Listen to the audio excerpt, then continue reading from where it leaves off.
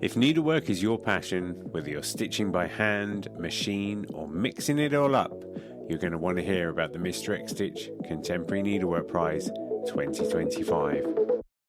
This prize celebrates the best in modern stitch, and it's open to creatives from all around the world, whether you're a student or an emerging artist or a seasoned professional.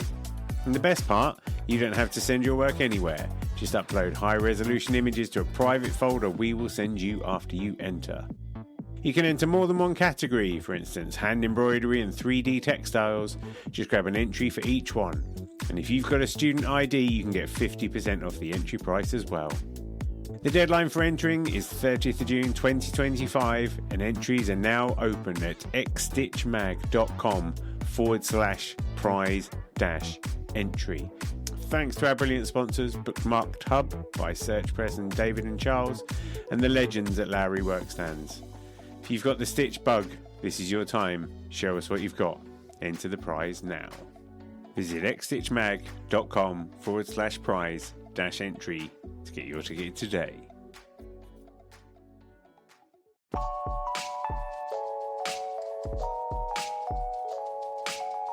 Welcome to NeedleXChange, conversations on the art of thread.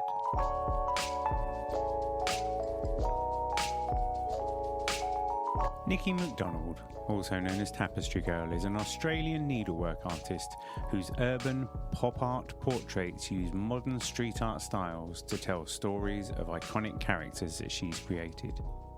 In this first part of our interview, we talk about how Niki juggles the artistic path while also working in special needs education and being a modern mother, and we talk about how she came to develop such a recognisable style.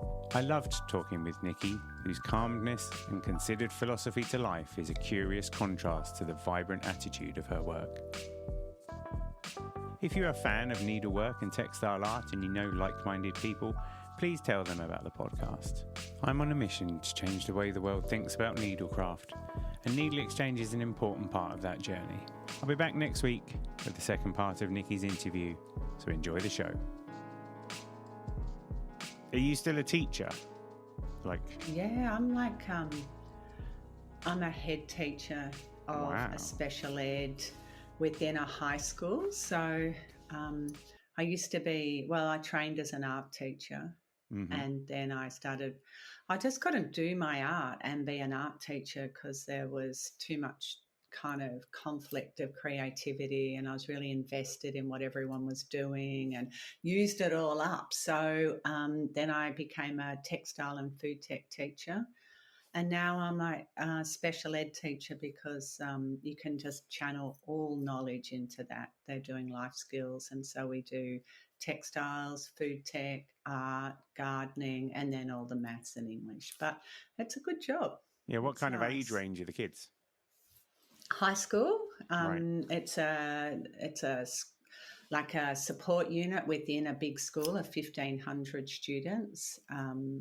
The class I'm actually teaching, the students are about 13, 14, living with autism. So I really instill lots of calm, consistency, that sort of thing. And that's where textiles, food and gardening comes in, really, because it's really, really good for mental health, that sort of thing.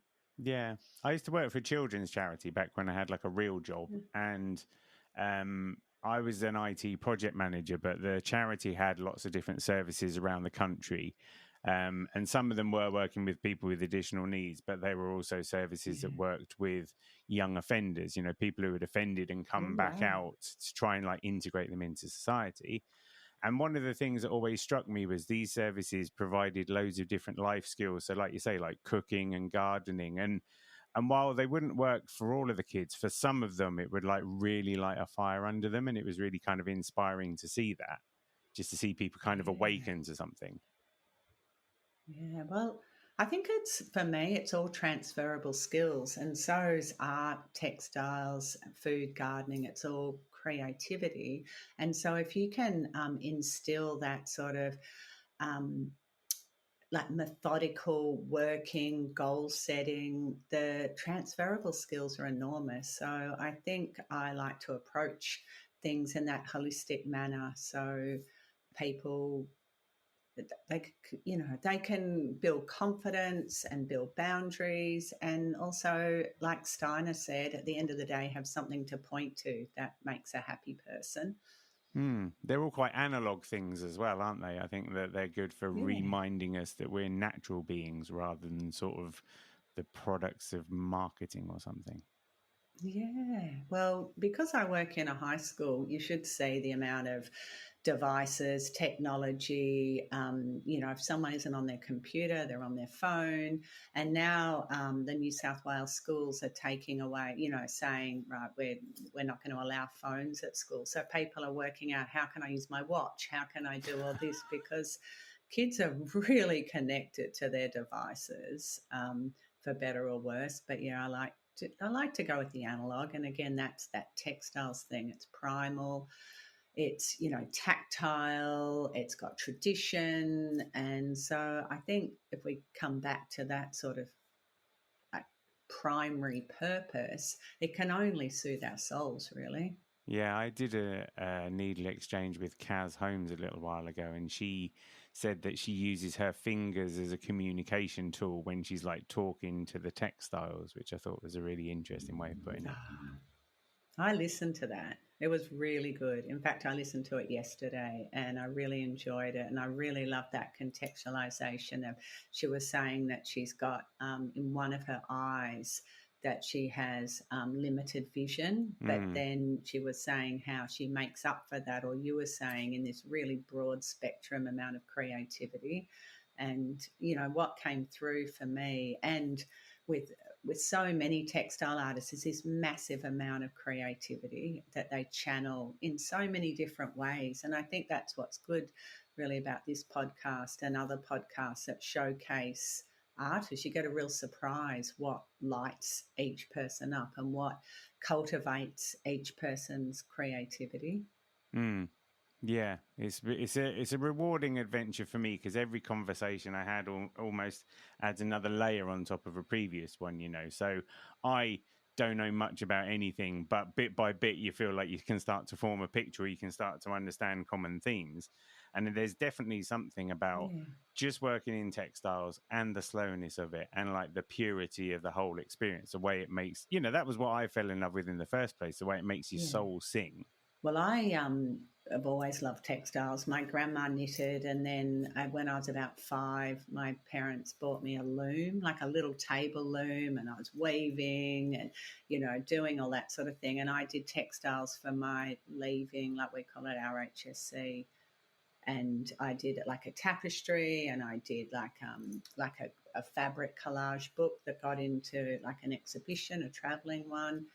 And I went to uni, and it was a Bachelor of Creative Arts, and it really attracted me to the fact that the creative part, and it was based on the Bauhaus, so you weren't allowed to, say, go in and just do painting or just do a fine art. So I, of course, went into textiles because I just love it. Like, I love that sort of cleanliness of it, like you go and do sculpture and it's dirty and there's stuff flying everywhere. You do printmaking and it's like terps, and you do painting and it's oils. So for me it was sort of clean and quite primal, manageable, really natural. So I did that, but I didn't really learn a lot of direct skills because it was the Bauhaus thing. You had to do music and drama, and then the textiles, and so throughout all that, I got to do felting, weaving, all the things. But the main thing was just kind of cultivating creativity, which was really nice. And I feel like I have gained a lot from that, and the people I went to uni with also gained a lot from that sort of holistic, let's find out where the creativity is and where you can channel it. And but they didn't really like rate Needlepoint tapestry because it is a little bit chocolate boxy, and at the time I just drew up my own ones, but no one was really doing that. They were sort of, and as it is, the hierarchy is that loom weaving and proper traditional tapestry. But I've just kind of got that paradox of I did study textiles, but I'm so hook, line and sinker into the needlepoint tapestry. I think it's because I did the screen printing and I loved it, and I loved how it layered and you'd bring it all together with the key black lines, but I just couldn't stand the terps and the paint, so I just turned my tapestries into what could be a screen print. Because you did a major in textiles and a minor in printmaking, which quite frankly sounds like about the nicest possible degree course I've ever heard of.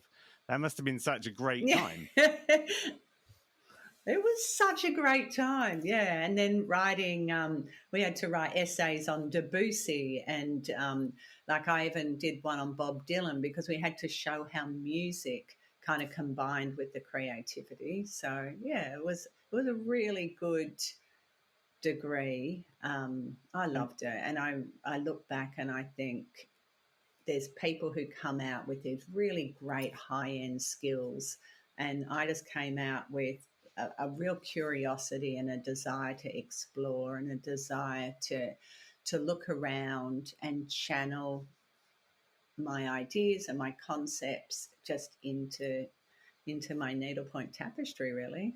But the thing that's interesting, because I looked on your website and you've got stuff there from sort of 2009, which I guess is probably around the time when this started to happen. But you've come out of the gate swinging. Like the stuff you're doing now is very much in concord with the stuff you were doing then.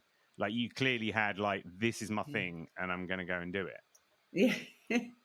I think I'm noticeable, that the work has a flavour and people go, oh, I know her work, or they'll see it and go, oh, that must be Niki /TapestryGirl, But so when I came out of uni, I actually went to London for 18 months and did nannying and worked over there because I was born in Belfast and had a British passport, but came out when I was 6 months old, so I feel very Australian, but have massive roots to, UK.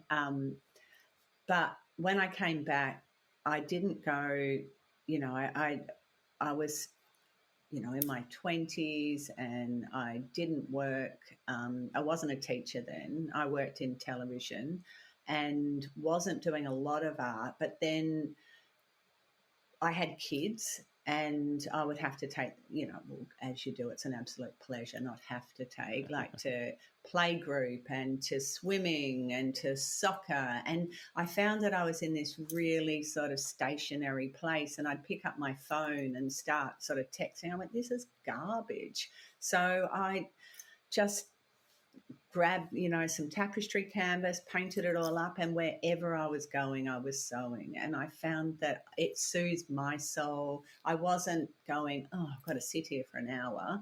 There I was, like making all this stuff. So by the time that I think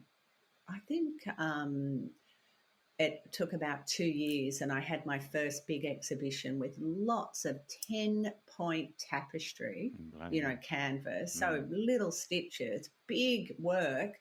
Really what I could point to is probably sitting with my kids watching a bit of Bob the Builder, sitting at the soccer classes, sitting at playgroup, sitting at martial arts, and there you go. And I went, well, there's time management, habit stacking. I'll just pack it all in my backpack. I used to call it my Dora Explorer, little textile bag, off I'd go and they'd sit there, doing their thing. And then I felt like I was living my life on purpose. So sort of no regrets of missing out on doing art or doing anything by, alongside of bringing up my boys. Did that rub off on any of the people you were sat around? Or, because I guess back then as well, they weren't quite as phonesy as they are now, right? So people would have still been just like... Yeah, but they still were. I mean, we'd chat and whatever, but no, I think I was the only one. Maybe a couple of, maybe somebody knitted, but no, I was definitely... the person sitting there sewing and people go, oh, how much have you done? Because swimming classes might be a weekly sort of event. How much have you done? Oh, look, because as we know, they grow slowly. But literally there was so much time when, you had to be around. And then I just extended that. Like I, hashtag my work. I mean, it's a hashtag, so as I go. And, my boys are older now and do their own thing. So, but wherever I go, I'm taking my work. I've got some huge pieces that are bigger than me, and I can roll them up and put them out and do that. And they even have those sort of show off moments where, wow, I'm on a boat, so I'm going to take a photo with my tapestry. But I also have some that fit in an A3 pencil case, and I'll have them. And so really the piece that I take might be informed by where I'm going. And I just feel like I don't want any wasted moments. Like if I'm there, I can be very present and sewing, because I think the main part of my work, the needlepoint tapestries, I have an idea. I'm like, I'll be walking down an alleyway, I'll get an idea, I'm listening to a podcast, an audio book, I'm like, I can even be walking along and hear somebody say a word and bang, I'm on, great, I've got an idea.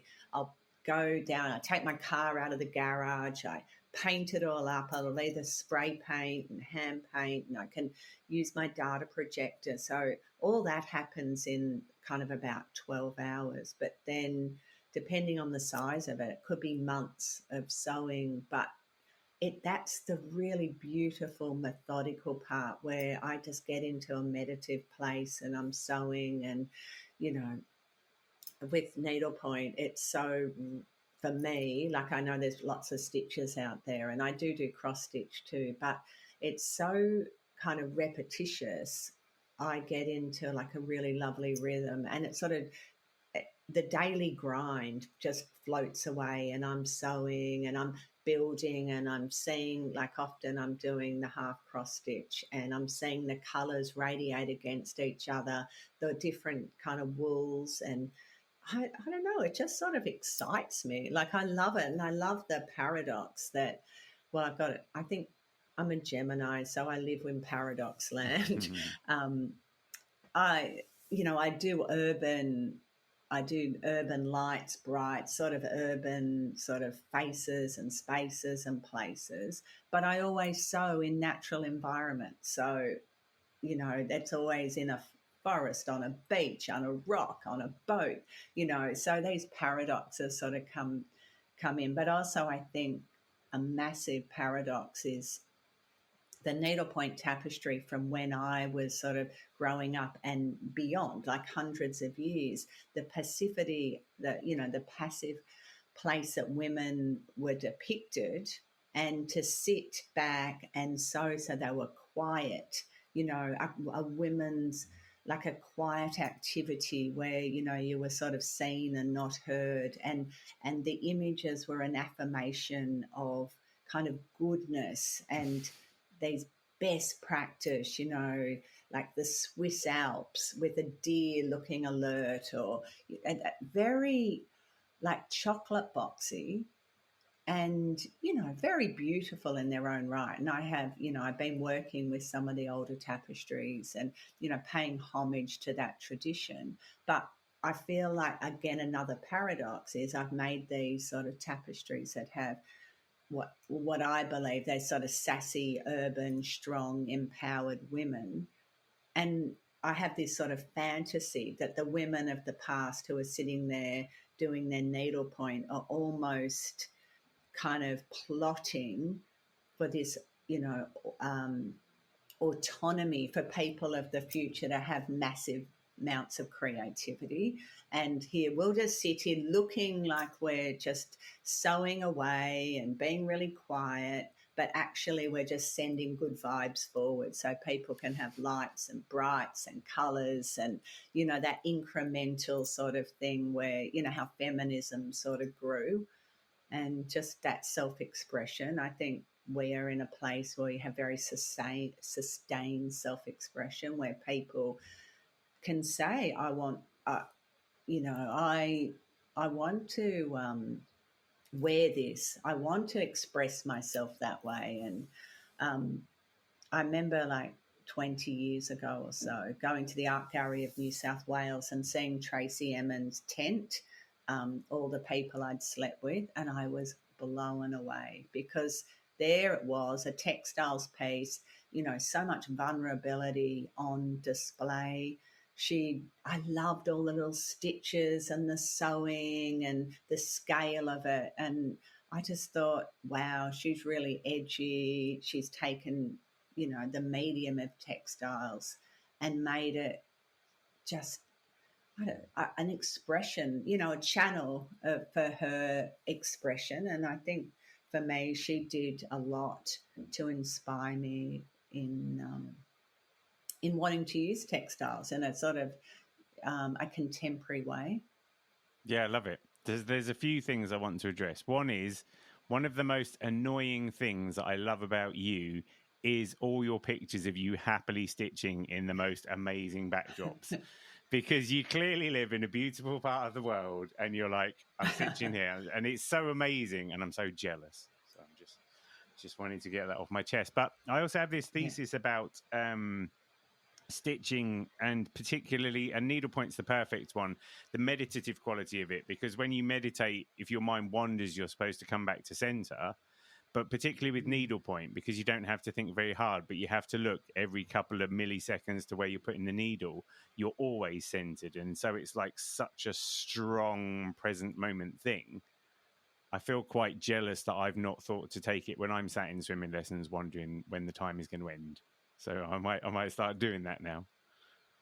Yeah. I mean, all it takes is a little bag, a roll up, and, and you're sitting there. And I remember a couple of times thinking, I wonder if I look odd. And I thought, you know what? At the end of the day, I've got, like Steiner said, something to point to for my time. And I think that's really important for us, especially in our modern time. And I had an exhibition up in the Blue Mountains and I did a workshop and a lot of kids came and I handed out little squares of needlepoint.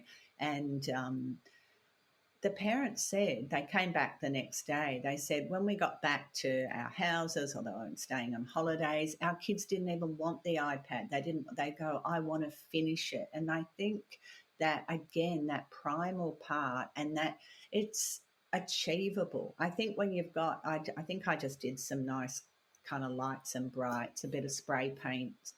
So all they were doing was sort of following some colours, and it was a bit of an abstract piece, but it was very achievable once they learnt that half cross stitch. So I'm really, I'm very committed to how engaging, like needlepoint, cross stitch, any form of sort of portable textiles can be. I think for me, knitting's really tricky. Like I've done a bit or crochets, but I think I can nearly always teach someone needlepoint, cross stitch sort of thing, and they quite get a lot out of it. I did go through a stage of doing quite a lot of workshops and taking in either a 5 count or an 8 count. So, it could get done quite well in the wool. And, people really responded well to it and always had something to point to at the end of the day and went, wow, I really like this. It's another form of art. Yeah, I think one of the biggest things I went through in that respect was when I used to go on train journeys and I would sit and do cross stitch on a train, because British people don't really like talking to strangers on trains anyway, let alone the big bald fella who appears to be doing a bit of cross stitch. And over time, I adapted to be at peace with it. But for a long time, I was very much like, oh my God, what are these people going to be thinking? And all those sort of things. But I always remember one time the ticket collector came through the carriages and I was stitching. It was quite a full train, so he was just checking everybody's tickets and could see what we were doing. Obviously got to the end of the train and then walked his way back. And as he came back, he literally went, I do rag-rugging. And just like, as he sped past the table, just made this like confession to me, because obviously I'd given him this safe space to do it or something. It was so funny. That is so good. You feel like because so many people have got a connection to it, like it does, if you can unlock it, then it does provide people an opportunity to have that conversation, even if it's just for their own curiosity, because you're not doing what everybody else is doing. It's quite if they can get over themselves, I think it can be quite rewarding for everybody. Yeah, absolutely. And I think the people who are sitting there doing that are really brave. So, like, I really commend you for sitting on the train doing that. I've planes, trains, automobiles. Like, I really love a good road trip where I'm the passenger, and I'll start a brand new one, and then by the end of it, I'm like, look how much I've done, and it's really nice. Again, I mean, I know I'm going on about it, but it's something to show for your time. And I have exhibitions a lot. Like, I've got one opening this weekend, and I think I've got 12 things in it. So it's sort of, even though, I've got a day job and, like, there's lots of things go on in just day-to-day life. But if you can carve out that time to get it done, then it's kind of rewarding. You do feel like living life on purpose, really, when you're following your passion and getting things done. And it's akin to a spiritual practice, isn't it? Because of the meditative quality of it, I guess, if you're forcing yourself. Because I try and do that. I've been trying to say to myself, my life is very full, but I owe it to myself to at least spend like half an hour, if I can, instead of just sat in front of the telly staring at it, doing a bit of needlepoint, doing a bit of cross stitch at the same time, because I know that it's going to be good for my soul. And I guess because one of the questions I was going to ask you, some people, when they're making art, compartmentalize it, like they'll go to a studio space because of the nature of the work or whatever. Are you able to put those things into compartments, or do you not need to because of that manifold effect of you're making art, but you're also meditating, so you're making good use of your time? Do the boundaries blur? Are you able to keep order with things? Yeah, well, my bedroom and under my bed has lots of work, and then I've got a garage that I just pull my car out of, and it turns into a really kind of pretty good studio. I would never say never, but I have never, and I can't ever imagine having to drive somewhere to do my work, because I like to be, parenting. I like to be getting organised for work. I'm quite good at habit stacking. I've got all the things going on, and then I just grab the artwork when I can. But sometimes I'm really, really driven, and it's like every night I get back, and it's like I feel like with art, for me and my creativity, it's a bit like a relationship. Sometimes it's really strong and it's going, and I'm really passionate about it, and it's all I want to do. When I'm in the zone, I'm like, wow, this is where I want to be. I'm connected to it, and then I think, well, this has just got to last forever, and then it'll kind of wear off. I don't know if this happens to you. And then I'll have I want to break up with it. I want to be a normal person. I want to go to the movies. I want to, I don't want to think about buying more of that, what color wool. Oh, it's done. Now I've got to get it kind of stretched and framed. And then I want to drive it to the gallery and, put myself sort of, in a vulnerable position because it's now up for sale. I want to be normal. I want to be like one of those people that goes to the, the beach and just sort of lies on the beach. And then I'll be walking down the street and I'll just hear a word and then I light up again. So it's sort of all this kind of, it's almost like a love-hate relationship with, art, creativity. And if someone said, gee, I wish I was an artist, you go, no, you don't. It just grabs you and you just have to do it. And, it's pretty, it's lovely, but there's sort of, it's not an easy journey being an artist, especially if you want to, exhibit and, from that, the creation point to either selling it or just giving it away or, to the end point. It's a big journey, I think.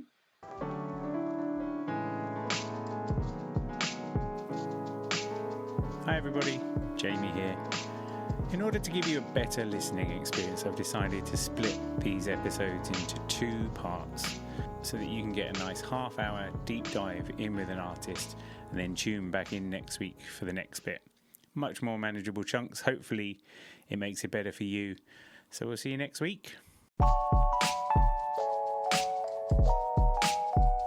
Thanks for joining me on another Needle Exchange. I hope you enjoyed the show. I'd love to hear from you, so feel free to email hello@needle.exchange, that's NEEDL.exchange, with any thoughts, comments or feedback. And if you want to keep up with all the news, sign up to the Needle Exchange mailing list at bit.ly/needleexchange. See you next time.